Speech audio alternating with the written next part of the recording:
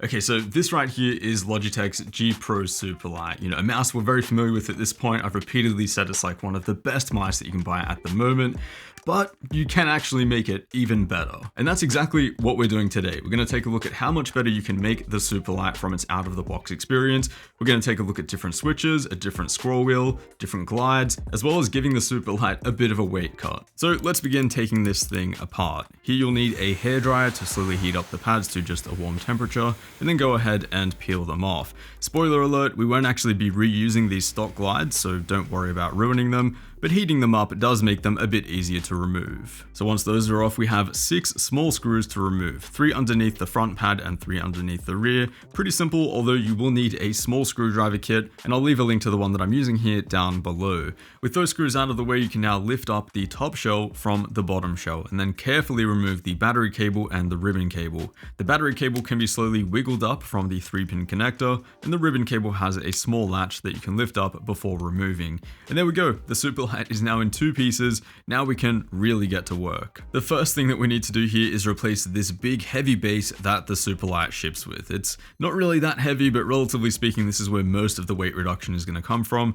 particularly that PowerPlay module at the rear of the mouse, as well as removing a decent chunk from the base. So what I've done here is actually 3D print a completely separate base. Basically, I just downloaded a 3D model from this page over at Etsy, and then went ahead and removed the parts of the model that didn't have any standoffs or critical positions, and in the end we get something that looks like this. You could also go a bit more extreme and do like a full honeycomb base and potentially save a couple more grams, but for this mod I wanted to try something that looks a little bit different. You could also try printing in a lightweight carbon fiber composite material to take it really to the extreme, but for this model I've just used a regular PLA. And yeah, the 3D print itself actually turned out pretty decent. I've printed it here at a 50 micron layer height, which is a pretty high resolution, and this is what it looks like after a bit of sanding. That does look a little bit rough though, so I then applied one thin coat of black spray paint and then another clear coat. In the end, I think it looks pretty decent. The goal here was to get some decent weight reduction, of course, but without looking like the mouse was chewed up by my dog and then run over by a car.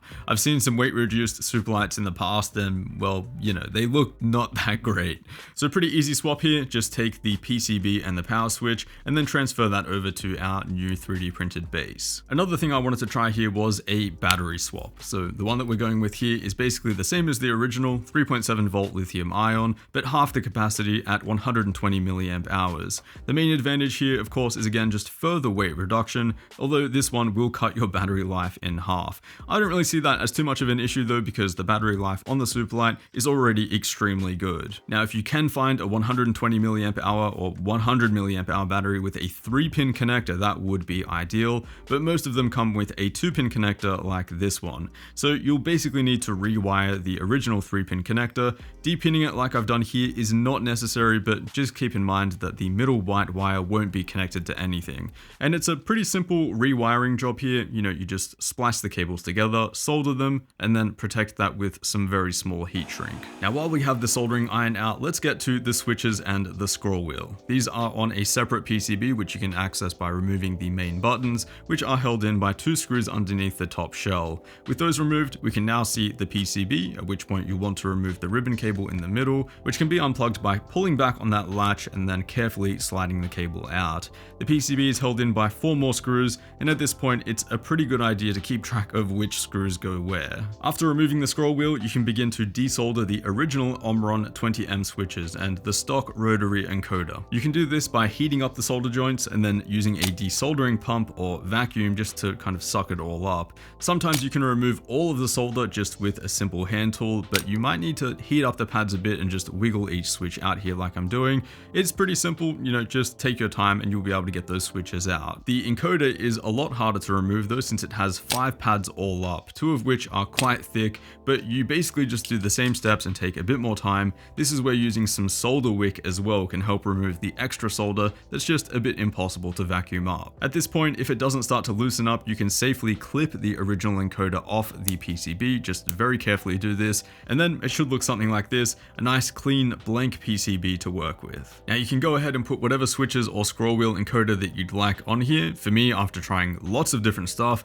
I'll be installing the TTC Gold switches and the Kailh encoder. The TTC Gold switches are some of the lightest that I've ever tried, really light actuation and click feel, which is what I prefer, and the Kailh encoder gives a nice smooth scroll wheel operation, basically the opposite of like really defined stepping. So then soldering the new pads on there is pretty straightforward. I'd recommend soldering one pad completely and then pushing the legs through like shown, getting the part completely seated flat onto the PCB, and then soldering up the other joints. Take your time here, really make sure that each switch is seated properly, otherwise you'll get a really funky feeling mouse. Then basically just the same step for the rotary encoder. Again, just make sure that is completely flat and seated, otherwise the scroll wheel won't be seated properly. So we've actually done quite a bit at this point. We've done the new base, the new battery, the new scroll wheel, and the switches. There's one thing left to do, and that's to trim out part of the skeleton. This is basically what supports the shell of the mouse from collapsing on itself and what gives it its structural integrity. So honestly, I was really hesitant to trim out any of this in the first place. So I'm just watching Bearded Bob's tutorial here on how to do this. I'll link that video down below, but he's done some incredibly light G Pro X's,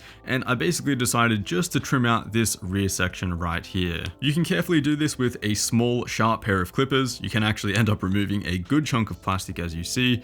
In the end, I shaved off about 1.5 grams compared to stock, which is not a groundbreaking reduction by any means. It's kind of laughable, to be honest, but it's these small reductions here and there which will add up to a nice weight cut in the end. An optional step here would be to just go through and polish the ends where you just cut, just to make sure it looks a little bit nicer and less DIY, since this will now be visible from the bottom. And yeah, there's our new skeleton for the Superlight. I did also consider chopping out part of the middle section because there seems to be a lot of potential weight reduction there, but that really seems to be the backbone of keeping the mouse feeling nice and strong, so not sure if I can recommend doing that. I personally just left it as is. Now the part of the skeleton that we trimmed out was actually the part where the battery kind of gets stuck to, so we've got to make a new section for that right at the back of the mouse right here.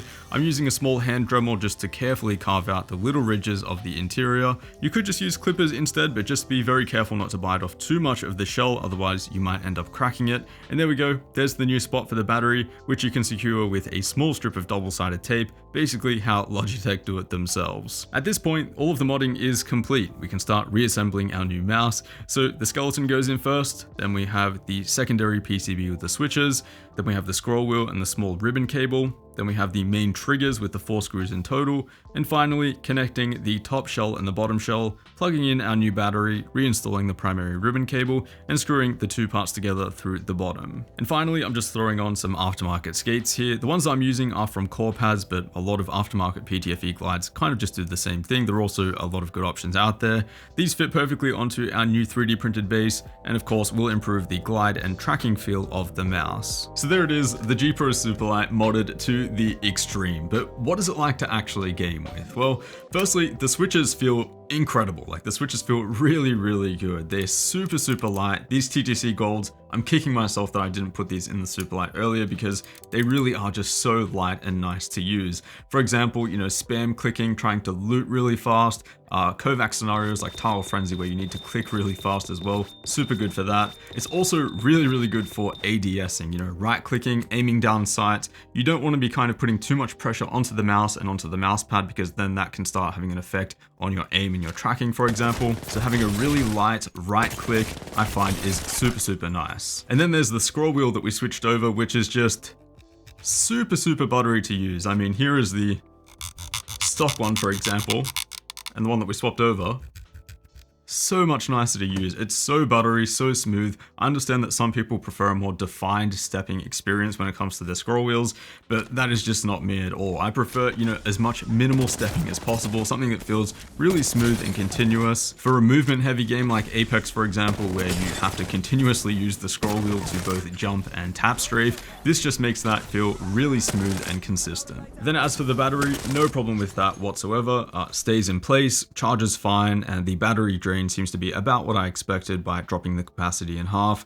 The battery levels in G-Hub should also be pretty accurate since the one that we're using has the exact same voltage, so the voltage drop off should be the same. But now let's talk about the weight reduction. You know, going from 61 grams at stock to 53 grams, can you really feel a difference? You know, is it worth doing? Well, you can feel a difference. It is a nicer experience overall, if I just have to kind of sum up my thoughts here. But kind of one of the more specific things that you might feel is that all of the weight that we cut out of our Superlight here is from behind the sensor. So that is going to shift the weight balance quite a bit. At stock, the G Pro Superlight is pretty balanced. I would say that the center of mass feels pretty much in the middle of the mouse, which kind of ends up being just a little bit behind the sensor here. And so our weight reduced model, cutting all of that weight behind the sensor, it kind of shifts the center of mass a little bit forward. Switching back and forth though, you can definitely feel the difference. Our modded version here feels both lighter and slightly more front biased. It's not bad by any means, and when you do check the balance of the mouse, the center of mass is still around that sensor position, but it's at the point now where I probably wouldn't recommend taking out any more weight from the back of the mouse. For sure though, our modded version does feel better to play with. The lighter weight feels like it has less momentum, so you can track, stop, flick, basically, you know, just generally aim a bit easier, and depending on how much mouse control you have, that could be a good thing or a bad thing.